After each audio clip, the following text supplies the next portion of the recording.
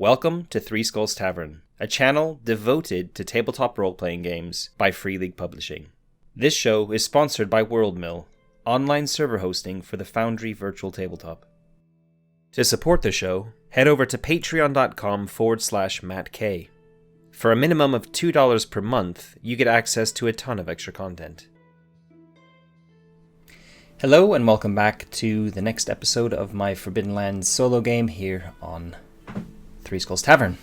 I'm Matt, your host, and I'm going to pick up straight from where I left off last time. And that is with entering this new hex, struggling to get through the hex as dusk is approaching, and then finally noticing a fox up ahead. And I've been thinking about how to handle this fox scene. Again, I'm trying to divorce the GM meta knowledge that I already have of this encounter from my character's knowledge. I've also gone back and looked a little bit at the entry in the GM's guide to see how much of how I presented the fox in the other campaign was my own spin on it rather than what's strictly written in the encounter. And there was quite a bit that I'd kind of put on there, and or my own spin I'd put on this fox. So I don't want to give away too many spoilers, but let's suffice it to say that I have an idea for how I'm going to handle this, and that's what I'm going to run with. So we spot this fox up ahead, and most foxes are quite skittish, and you know they don't like to be seen. If they notice that they're being seen, and they kind of run away, trot away. This fox just kind of notices us. We heard singing, and the singing seemed to be coming from where the fox currently is. In fact, that's what maybe drew our attention to it. And the fox is not looking at us. It's sitting there, kind of licking its paw after it finishes. After the song ends, and kind of grooming itself a little bit. Then it stops and it looks at us. And it's a bit far in the distance, so we can't really make out too much of its facial features, but I'm convinced that it kind of has a grin on its face somehow.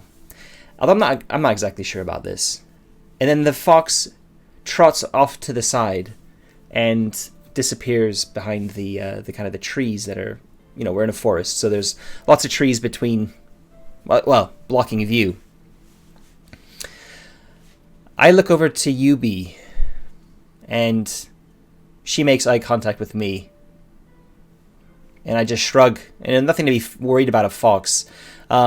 Maybe we should just be a bit careful of our food is probably what I'm thinking of, because we're a bit low on food.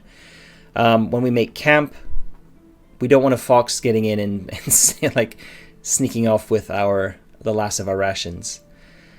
So that's kind of playing in my mind a little bit, but it's also getting close to dusk. We're going to be losing daylight. So now is the time, even though we're only one,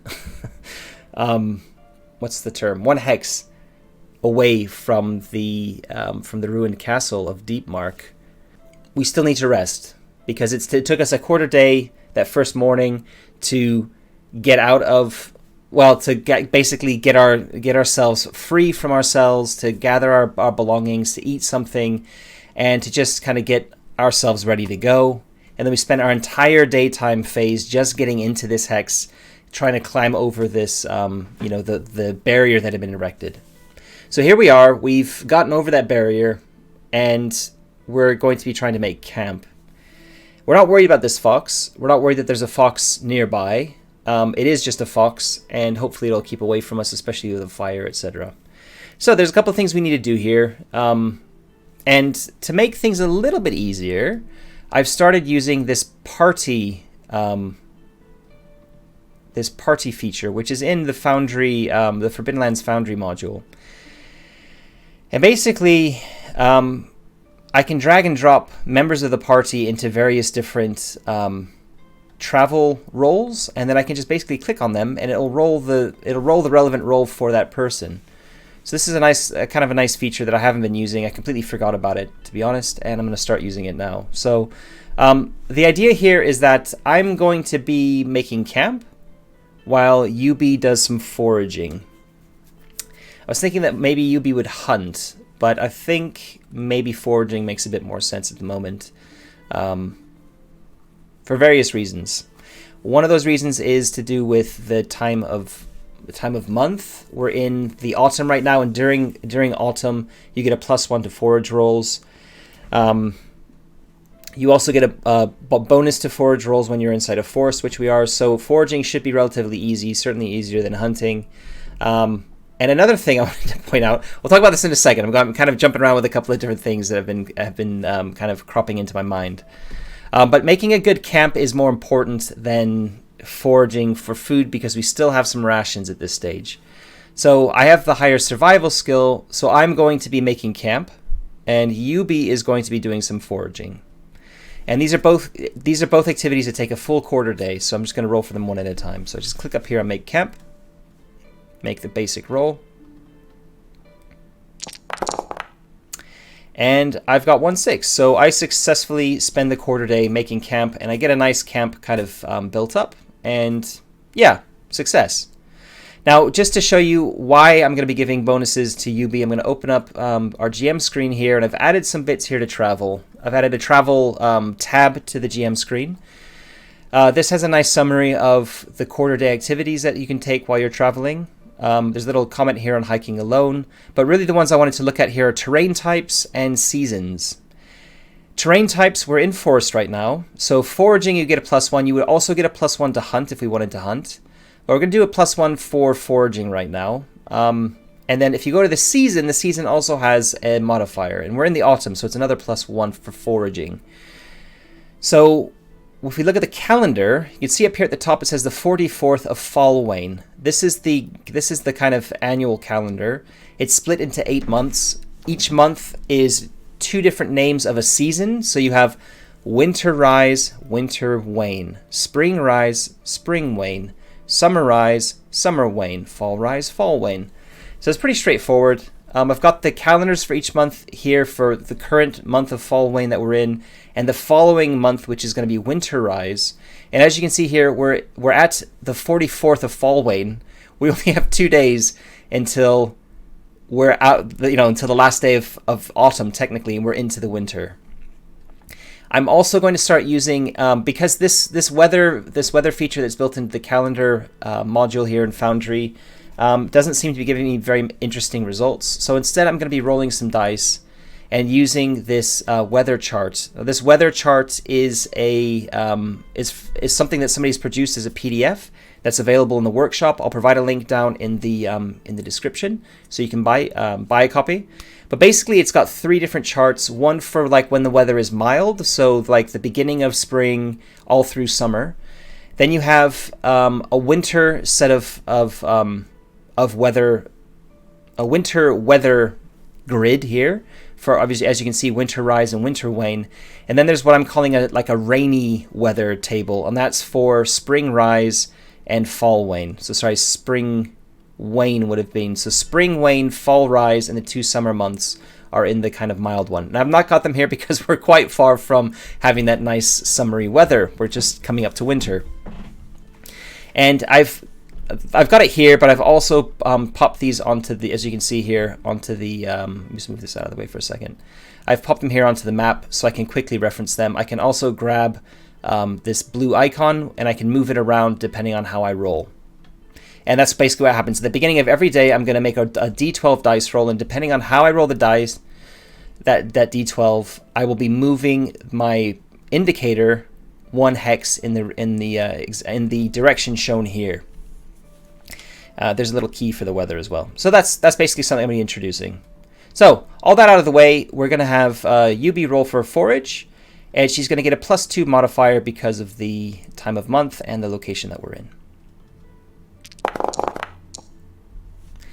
And she has no success. So she's trying to forage, and for some reason she's just not having any luck. So that takes us the entire quarter day. We're going to move this along to here, and then we're going to rest. We've already eaten for the day. We ate before we left Deep Mark, so there's no need to eat. And we could say we drank as well. we had I'm not sure actually if I did roll for drinking. I think it makes sense for us to actually roll, because we should have full canteens. I'm just going to see if I can do it now, because there were some updates that have happened before since the last one. And it looks like I can.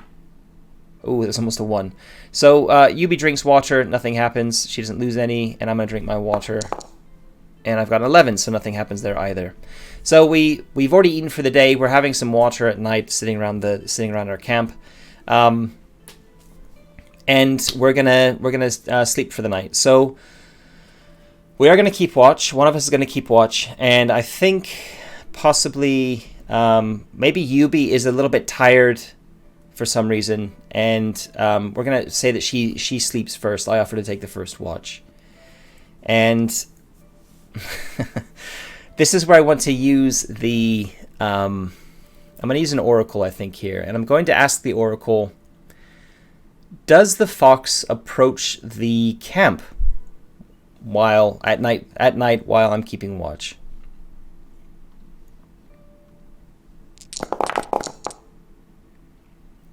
Yes, but yes, the fox approaches the camp, but I can't quite see where the fox is. I just hear something moving around, and it doesn't sound like a humanoid. It doesn't sound like a massive threat. It doesn't sound like a bear or a boar or a wolf or something like that. It sounds quite small, but I'm alarmed a little bit, and I'm kind of peering into the darkness from my position near the campfire. I don't see anything. But and then eventually the sound stops, and I slowly start to kind of relax a little bit more.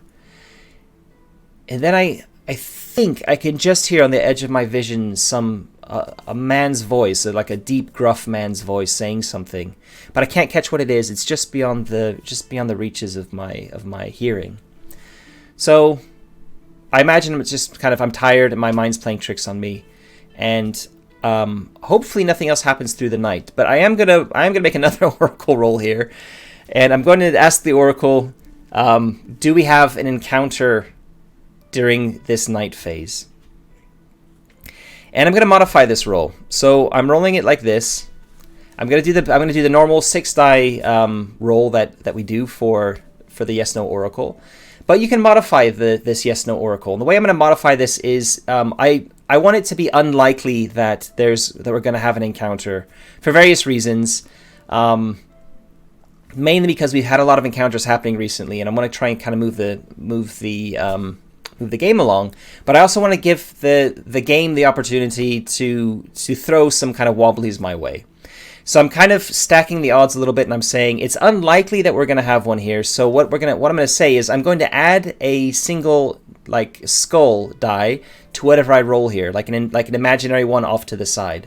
So if I roll 2 successes, 2 cross swords, I'm going to throw that free skull in there. That's going to say no, that's not there. Or to take one of them away, if that makes sense. So, here we go. Okay, so the 6 and the 1 here will cancel each other out. I'm left with 1 skull, which would be a no but response. However, I'm also adding the skull because it's unlikely to get a straight no. There are no encounters that happen during the night. Other than, of course, the what I think must be the fox maybe being kind of coming nearby. So, dawn creeps up, and I'm tired, so I'm going to modify my sheet here to say that I'm tired, or sleepy, I should say. I haven't recovered my strength, but Yubi will be at full capacity here because she slept.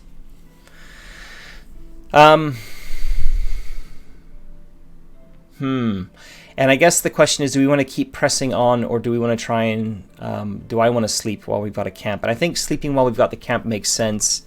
Day is approaching, and I think while we have a nice camp made here, it might make sense just to try and maybe build up our supplies a little bit, just to kind of hunker down. We didn't want to stay in Deep Mark because that was a little bit dangerous. And we'd spent already a week in there, so we're kind of fed up of mushrooms as well. If we really need to, we can probably head back into that hex and forage for some mushrooms for free, as I had said before. But I think hunting might be something that might be kind of more interesting for us to do. And we can also, I think I want to kind of get myself up to kind of fighting fit status. And I think just taking a little bit of time, trying to maybe not dip into our food reserves too much would be good. The chef talent would be really handy, and in fact, I've thought a bit about this, and I think that's going to be what I'm going to be trying to get for my experience points once we eventually I have enough to do it. Is I'm going to be trying to get the chef talent, and we'll talk about that. I need 5 experience points to. Oh no, I think I only need 3 experience points. So theoretically, I could spend some time now to try and learn the chef talent. In fact, this is a really good opportunity here. So.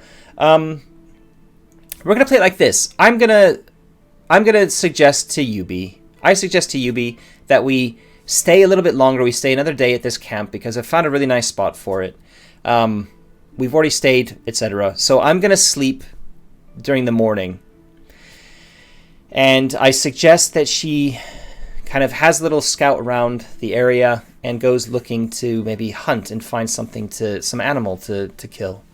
So we're gonna play it like that. So I'm gonna sleep for this morning phase, and Yubi is going to hunt. Now, to make a hunting roll, in fact, I can just open up this again and we can see a summary of how it works. It's just another survival roll, and you can see I've got a hunt table down here at the bottom of the GM screen, so I don't have to reference it in the journals. If you are successful with the survival roll, then that means you found something. You then make a roll, a d6 roll on this hunting table that tells you the animal that you found and the difficulty of hunting it. And for hunting, you then make either a marksman roll if you have a bow or a crossbow, something like that, or throwing weapon, or you roll survival to basically make a trap to try and trap it. And I think you have to be, I think for trapping you actually have to have traps as well. So, but Yubi has a bow, so she's a perfect person to go out hunting. She's really good with her marksmanship skill as well. It's just that her survival skill isn't so great. So finding an animal isn't necessarily going to be easy for her, which is ironic because she is a hunter. But that's how the cookie crumbled here with when I was creating characters. So I'm opening Yubi up. We're going to roll for her survival. She gets a +1 to. It's a +1 to the hunt, but I think the intention here, you see terrain types, you get a +1 when you're hunting. I think that's a +1 to the survival roll because there's going to be more life in a forest than there would be in other terrain. So we're going to give her a +1 modifier because of the terrain, and that's all she gets. And she gets a 6. So she finds something. Okay. So now we're going to roll to see what she found. And to do that, I'm going to go into the chat here, and I'm just going to say roll 1d6. 2. Higher is better. That means more meat, etc. So a 2. So if we open up the GM screen again, we can see that a 2 is she finds a crow. Difficulty is 0. She has a weapon she can use on it. It's going to give us 1 meat if she can take it down. So Yubi uses her bow. Let's see how many arrows she has. She still has all D10 of her arrows. That's right. They fell out, but she managed to gather them all back. And we're going to roll that for her. So it's a straightforward marksmanship roll. There's no modifiers or anything like that. And yeah, let's see if she can kill this crow. She gets a 6 on her roll. That's all she needs. So she, finds a crow, looses, and brings it down. We're now going to roll her arrows to see if she manages to keep them all. A 2. She doesn't. So her arrows go down to a D8. Maybe some of her arrows were kind of warped or something, and she's just noticing now from being unused and just kind of sat in a damp cellar for a week. Maybe the wood on some of them has been, some of them are unusable or something like that. So she kind of takes them out and kind of just drops them on the ground or whatever, something like that. But she's caught a crow. So that takes a whole full quarter day for her to find that crow. At the end of the morning phase, so basically at noon, she comes back and wakes me up. Oh, before that happens, though, I did want to do one thing.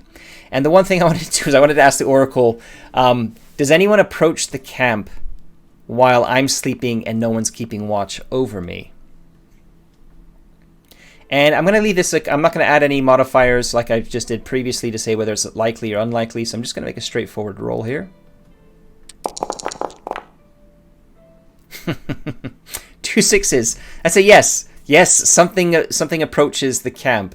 I'm going to ask if it's the fox. It's hard to see with the 2 sets of dice there, so I'm just going to look what the result was here.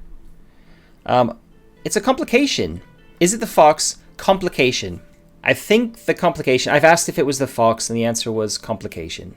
So that's not a yes, that's not a no, but it's certainly not a yes. So I'm going to say that the complication is that there's a different type of encounter, and I'm going to pitch it, because it's a complication, it's really meant to be pushing the story along. It's the intention behind the complication is that it kind of complicates life, etc. So I'm going to roll on the encounter, the generic encounter oracle that I've created, and I'm going to pitch it in sort of a more negative light than maybe I would have done normally. Just because it's a complication result. Because I did say, yes, it was a... If you think about it like this, I rolled a two sixes to say, yes, there is an encounter that happens while I'm sleeping. I then asked if it was the fox. And if it had rolled, yes, it was the fox, and that would have been the encounter, I would have been interacting with this fox. If it had been no, then I would have been doing this generic encounter anyway. So the complication needs to be a little bit more extreme than just a no result here. So that's just a little, thinking why I'm doing that. So I'm going to click that. I've just clicked it. I'm going to go over to here and see what it says. Scared hunters. Oh, okay. Interesting. They're scared. There's hunters and they're scared. They stumble into the camp while Yubi is out hunting herself. Maybe that's why she can't find anything, because there are other hunters in this hex hunting around. And thinking about the location that we're in, yeah, the area that we're in is goblin territory. We're deep in goblin territory.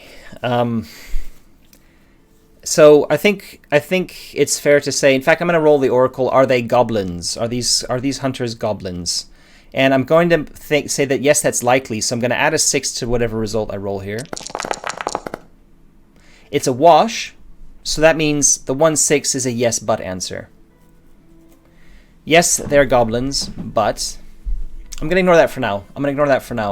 I'm already making this hard enough on myself as it is. So I want to make this as negative as possible. They're hunters, but they're scared. They're scared because there's something in the area that has scared them. They've maybe woken something that they shouldn't have woken up. And they come stumbling into the camp that we'd set up while I'm sleeping. So I'm going to leave my sleepy condition here. I'm going to leave my strength depleted by 1 because I need to have a full uninterrupted quarter day's worth of rest to be fighting fit. Yubi's still out hunting herself, and they come stumbling in, and I wake up as these two goblins kind of come pelting into the camp and kind of stop and like, oh! They kind of look around as I'm opening my eyes. I reach for a weapon of some description. Let's say I have my axe nearby, and I'm sort of kind of throwing my blanket off and kind of getting to my feet as they're just kind of watching me, eyes wide. They've both got bows with them, but they're not like pointing them at me or anything yet. And they say, "Who are you?" "Never mind who I am. Who are you?" This is my camp. Get out of here. What's going on? Who are you?" They look at each other. And one of them says, "This could be our chance." Yeah, I got an idea." "What are you talking about?" I say. One of them kind of cups his mouth and into the air shouts, "Oh no! No, I'm stuck, I'm trapped!" Like that. Really loud. I can hear it echoing around. And then they split around me and go running off like the direction they were coming. We'll say that they're kind of heading south towards where that barrier was. And I'm now going to try and see what kind of monster from the monster table they're running from, and to see what kind of monster is now going to potentially be approaching the camp, because I can now hear something coming. And whether that's something big smashing through the undergrowth or some wings beating the air above us is going to depend on what I roll here. So while I'm hearing something happening, I'm going to be quickly grabbing my pack, throwing it on my back, grabbing my shit, and basically being like, oh no, where's Yubi? Yubi would have heard that voice. We'll say she's just grabbed this crow, and then she'll be heading back. So I'm going to roll for a monster here. I've got to try and see how to do that exactly, because I've not rolled for one yet. Okay, so I've just basically looked in the bestiary, because I recalled that at the front of the bestiary there's a D66 table with all the monsters in them. So I'm going to roll a D66 table. Well, would have been nice would be to have a rollable table with a macro that I can just click on it and it'll just roll and give me an entry, etc. But this is fine to do it this way as well. So I am going to roll a D66. I've got it here. Click it once and hope for something not too dangerous. A 14. A 14 is a gray bear. Oh, this is really not good. Oh man, I know the gray bear. Okay, so I'm going to read the entry to the gray bear from the book. Again, Udo will not necessarily know this. So this is more just for me when I'm thinking about how to play the gray bear as a monster. Yeah. So the gray bear is a hunter, as unpleasant as it is bloodthirsty, that inhabits the inaccessible wilds of the Forbidden Lands. It kills to satisfy its ravenous appetite, but has the bad habit of sometimes choosing and stalking a target for a long time without haste. A terrified charcoal burner once told of how a large gray bear stood and watched him through an opening in his cabin for several nights. One night even leaving a mangled human hand on the doorstep. Shortly afterwards, the man vanished without a trace. Rumors tell of how hunters tracked what appeared to be a flayed ogre through the winter of Foylinmark, shortly after the demon flood. The tracks of blood led them to the den of a bear, but as they approached, a furious grey bear burst from the cave, slaying the entire hunting party except for two brothers who lived to tell of the beast. Ever since then, sightings of these intelligent and sinister monsters have become increasingly common, with rumors of the flayed creature that possessed a sleeping bear hinting at a demonic origin.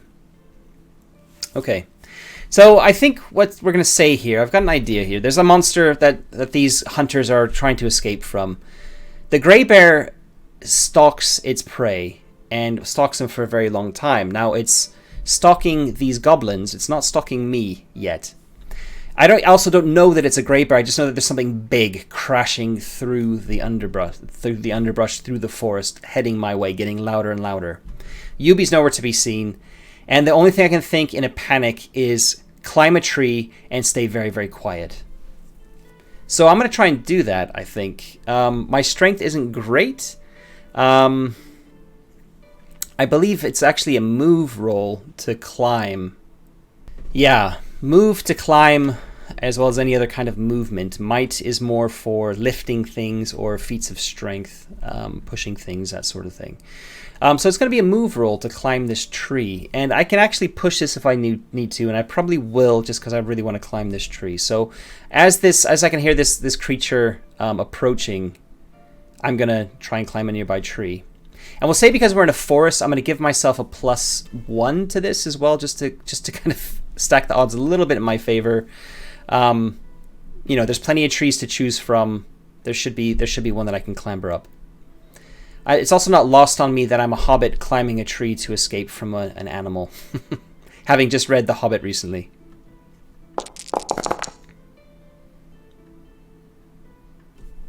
I've got 3 ones, so if I push this roll, my agility is going to go down to 1. Which means later on, if I'm trying to escape and try and flee from this monster, I would only have 1 agility. Potentially, I could break myself here, also by pushing and getting another 1 on that die. So I'm absolutely not pushing that roll. I can look at my pride. My pride is I can be nigh invisible when I don't want to be seen. Pride can be used, if it makes sense, to roll a d12 after a failed skill roll, but it doesn't really apply in this. This is about climbing a tree and trying to get out of the way. But maybe I can kind of stretch it a little bit and say, I know about hiding from things, and I know that one of the best opportunities I have is up in a tree if there's something big coming. So maybe I will roll my pride here. It's a little bit of a stretch, I think, because my pride is more about being invisible, about hiding, and climbing a tree is a kind of a stretch for that. But I'm going to go with it anyway. So I don't actually think I have a macro for rolling other polyhedral dice. So I'm going to roll here. I'm going to go here and say roll 1d12.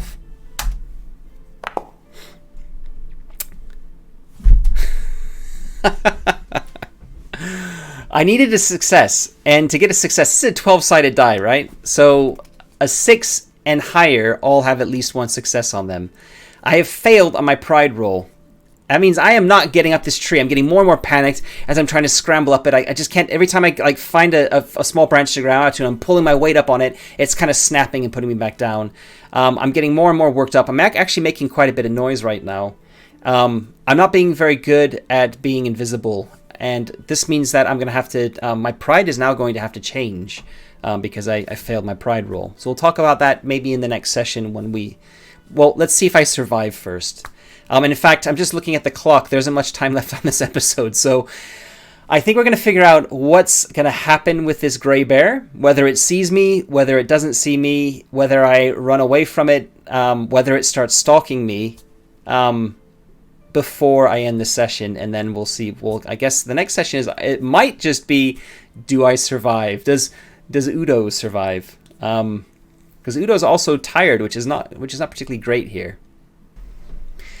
Oh, and speaking of wits, one thing I forgot to do, when you're sleepy, you suffer 1 point of wits damage every day that you remain sleepy. So I actually need to go into Udo here, and I need to add a point of wits damage.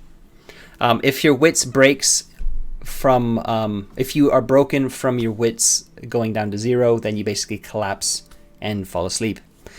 So it's an interesting one, the sleepy condition. You kind of get more and more confused and a bit kind of out of sorts in your head as you get more and more exhausted until eventually you will just collapse. And how long you can go before you collapse is basically dependent on how high your wit stat is. So the more witty you are, the more clever you are, that sort of thing, then the longer you can keep yourself awake effectively. But yeah, that's what it looks like. And I think what I'm going to try and do is as soon as the monster sort of gets close, I'm going to try and flee from it. And we're going to say that the monster is coming from the hex to the northwest, so to the left and upwards. That's where it's coming from. I can't flee into that direction. I also cannot flee into the directions where there's water because I don't have a boat. I can't necessarily flee back to Deep Mark easily because I know there's a thing in the way. So the only way for me to flee really is to go to the southwest, which is also kind of towards the direction the bear is coming. I think I'm just going to start running away as I hear something big coming. In fact, we'll say I decide to run away as I'm failing to get up this tree. I'm using I didn't push my roll, but I also used my pride and failed my pride. I'm desperate for this to work. I'm desperate to get in this tree, and it's not working. So I think it's fair to say that I've spent so much time trying to do that I've wasted the opportunity to sneak away before the bear gets to the camp. So I've just slid down the base of this tree when this gray bear steps out of the tree line into this kind of clearing that we've made for our camp and locks eyes on me and growls a deep growl. I lose my shit here. I mean, I am terrified. So the gray bear does not have a fear rating, so I don't roll for fear, at least not just from seeing it. It could have one of its 6 attacks could theoretically be some sort of fear-inducing attack, in which case that will be the case. But at the moment, I'm basically just narratively pissing myself as as I'm locking eyes with this gray bear. And in fact, locking eyes with this thing is probably the very, very much the wrong thing to do. Because it's a killing machine. It's ravenous. It wants to eat me. And now the goblins are gone, but here's a nice plump halfling, which maybe tastes nicer to a gray bear. I don't know, but it's certainly, not going to turn its nose up at a free meal. So it lets out a roar and is going to attack me. So I think I'm going to leave the session here. I am going to try and flee. The very first thing I'm going to try and do is not to attack this thing. It's going to be try and run away. And I think it's just worth trying to figure out where Yubi is during all this. And I think it makes the most sense to say that Yubi was heading back to camp when she heard the shout with her crow. And then she started hearing the gray bear crashing through the woods because she's a hunter. And we'll say that, well, in fact, I'll ask the Oracle, did Yubi get back to the camp? Or is she near the camp close enough that that she can see the bear right now? So is she going to be involved in this combat, just kind of hiding in the trees a bit? And I'm going to modify that with a yes. I think it's likely that she has gotten back because she would have had enough time hearing the shout. I'm going to add a success to whatever I roll here. So it's a yes, but. Yes, she's back, but she's at range. So if she's going to try and attack this thing with her bow, she's going to have some fairly significant negative modifiers because it's at the extreme range of what she can hit. Okay, so I'm going to end it there. Sadly, we didn't move a single hex, and my thinking about trying to set up a nice little camp here to spend an idyllic day in the woods and recover our resources and recover our attribute health, restore the damage that we've taken, has gone completely pear-shaped as a literal monster comes, thundering out of the woods into the camp and now wants to eat me. So thank you very much for watching. Join us next week to see if Udo survives. And as always, if you haven't already, if you can subscribe and like this video, subscribe to the channel, like the video, that really helps the channel to grow. And if you've got any questions, leave them in the comments. If you want to reach out on social media, if you look at the ticker just down below here, you'll find links to the various social media outlets where you can get in touch. Very active on Discord if you're a Discord user. And that's me. So thank you very much and catch you next week.